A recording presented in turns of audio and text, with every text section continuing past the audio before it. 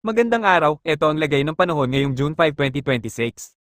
Patuloy na umiiral ang habagat o southwest monsoon na nagdadala ng maulap na kalangitan at mga pag-ulan sa malaking bahagi ng Luzon. Sa umaga, asahan pa rin ang maalinsangang panahon na may sikat ng araw sa ilang lugar, ngunit huwag magpakampante dahil posible ang biglaang pagbuo ng mga ulap.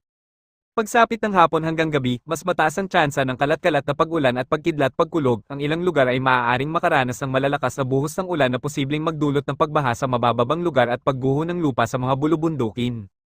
Ang hangin ay magiging mahina hanggang katamtaman mula timog kanluran, habang ang karagatan ay mananatiling bahagya hanggang katamtaman ng pag-alon sa karamihan ng mga baybayin.